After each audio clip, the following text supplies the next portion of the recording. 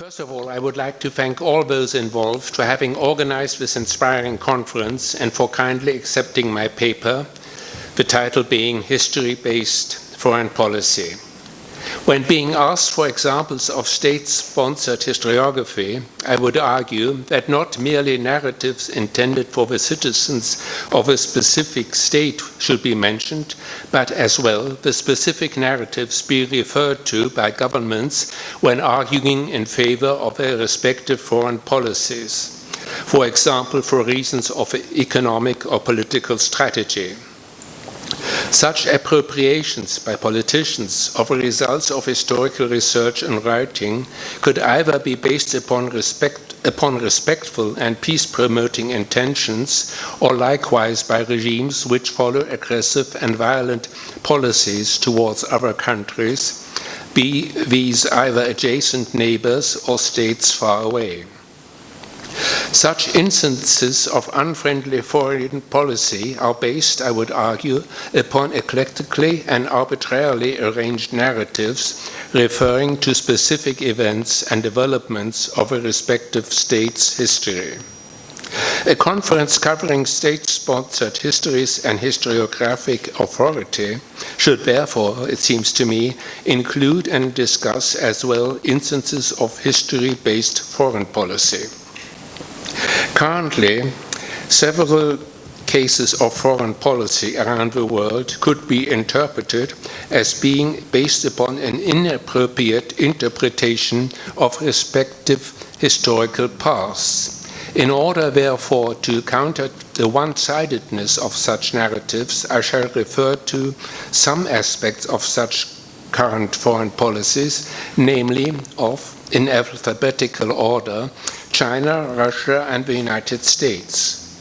I could certainly have chosen other countries as examples for what one could call history-based unfriendly foreign policy.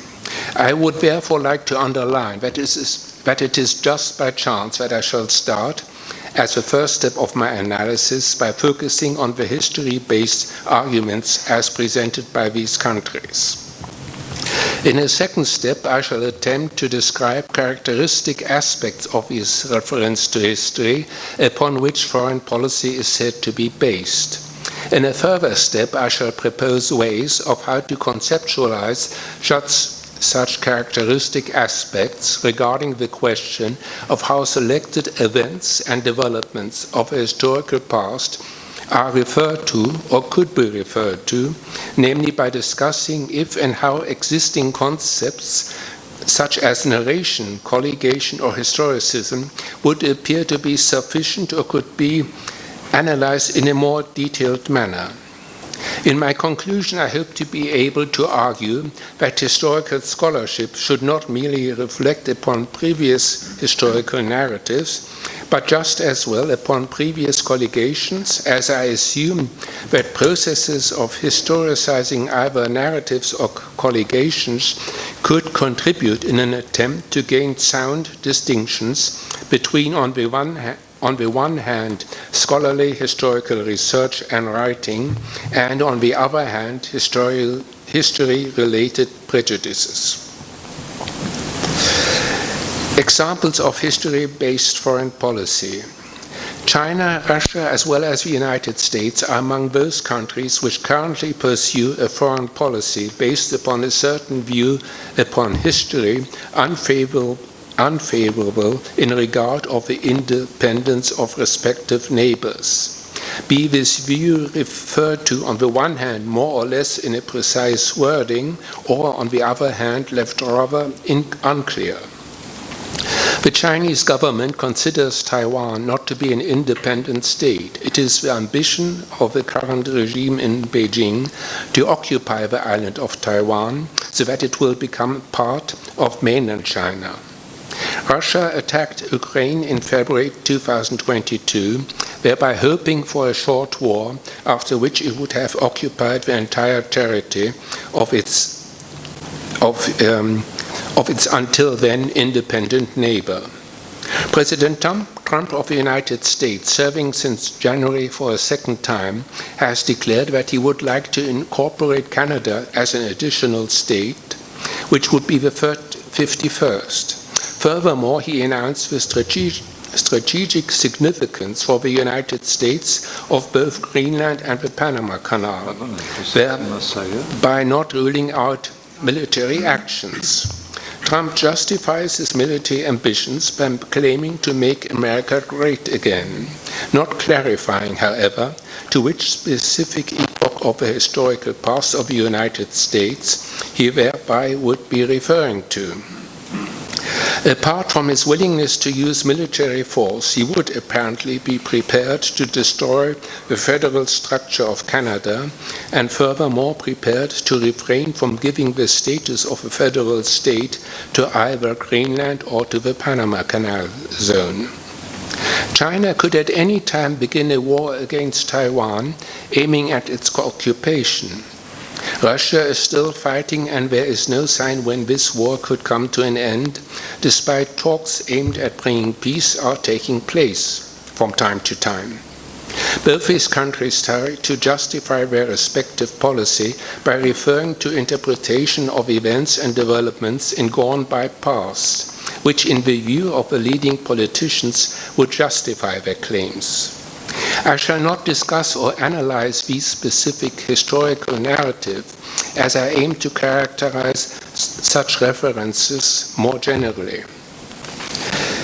Turning now to the second part of my paper, characteristic aspects of history-based foreign policy. It is often argued, and I would certainly agree, that it is not possible to gain decisive insights from history how best to interact with other members of a society, or which form of government should prove to be fairly just and peaceful. However, experiences, either personal or within a group or an entire population, would not be sufficient to gain the desired knowledge. Since the development of methodological sound approaches towards long ago past events, historical research and scholarship has provided an abundance of results consisting of accounts regarding the various historical developments from the various perspectives of society, economy, policy, etc., their respective feasibility and endurance. This multitude of historical insights should not be put aside when aiming at gaining additional knowledge when tackling problems and questions arising in the present or in anticipation of ways future developments might take. Historical scholarship provides so much potential knowledge that it could be possible, I argue, to find ways how to refute, that it should be possible, I argue, to find ways how to refute or even avoid prejudiced, one-sided historical narratives, such as it is the case, in my view at least, in regards of China's and Russia's ambitions as referred to earlier. Furthermore, U.S. policy under Trump underlines that the insights of historical scholarship and knowledge are indeed required. Trump's program of making America great again is all the more dangerous as it refers to a past without being precise about this historical past. As I understand it, Trump would be prepared to use military force should his personal ideas regarding Canada, Greenland, or the Panama Canal would not be accepted.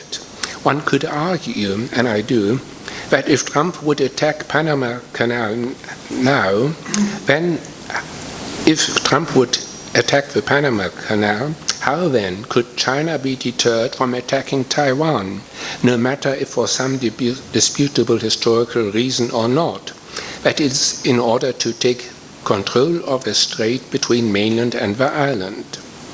In other words, if historical research and writing is indeed necessary, how then would it perhaps be possible on the level of theory of history to counter one-sided narratives? Now turning to my third point, namely narration, colligatory concepts, historicism, it is a characteristic feature of historiography that any historical narrative will presumably be rewritten at some time in the future. There is presumably no single reason for such rewriting of history. Reinterpretations of historical events take place, for instance, when firstly revaluations of previous findings lead to new results. Secondly, new documents become available. Thirdly, additional questions provide new insights. Or fourthly, later generations ask different questions. Furthermore, an additional cause for rewritings of history, as analyzed by Danto, is that in the course of time, changes occur regarding the significance or the meaning given either to the course of history or to the specific historical events. The inevitability of these processes of rewriting history should not lead to the conclusion that historical research and writing is a relativistic undertaking. Rather, historiography is, as I would like to underline, based upon a relationist approach. In other words, the necessary process of establishing facts, these nonetheless to be discussed, thereby accepted or refuted, this process of establishing facts is to be viewed as part of a historiographical structure, which should be viewed as being based upon relationality. I shall outline in a more precise manner what I have in mind in the final part of my paper, to which I shall now turn. Such a relationist structure cannot merely, I would argue, have as its constitutive elements on the one hand facts, and on the other hand the process of turning these into a narrative. When responding to the initial research question. In order to tackle unscholarly and unjustified narratives, it would be helpful, I assume, to add one or two additional components which could facilitate discussing as well as reflecting upon any presented narrative. Currently, I have in mind the focus upon colligatory aspects to find within the focus upon colligatory aspects to be found within the construction of historical narratives. As far as I am aware of, this aspect was initially highlighted by Walsh and recently emphasized anew by Kukkanen. Furthermore, I have in mind the notion of historicism. By analyzing the respective colligatory aspects being used in instances of history-based foreign policy, it could become easier, I argue, to find counter-arguments when confronting linear and one-sided narratives being used for unfriendly foreign policy. An analysis of colligatory aspects offer additional points of critical refutation, even if the facts in question are not disputed.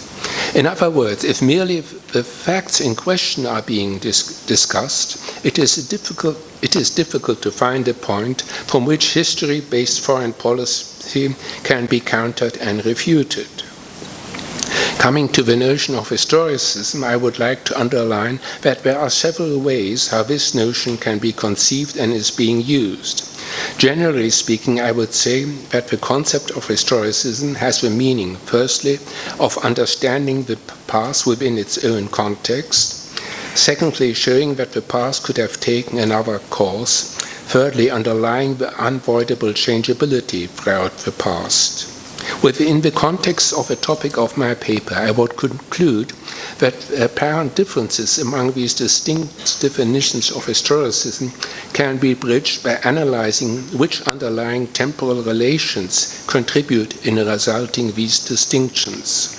When aiming at a more comprehensive view upon the notion of historicism, it would be possible, I argue, that in addition to an analysis of a narration and of the underlying colligation, such a conceptualization of historicism in a more abstract manner could possibly and hopefully in a considerable manner refute history-based violent policies. To conclude, historical research and writing is, in my view, not merely a process of presenting his search results and discussing these, thereby seeking reliable and verifiable historical knowledge, but equally a process of providing an abundance of historical accounts and comparison in order to demonstrate, for example, either how in the past, firstly, worthwhile undertakings were achievable, or how in the past, secondly, attempts to prevent horrendous events failed.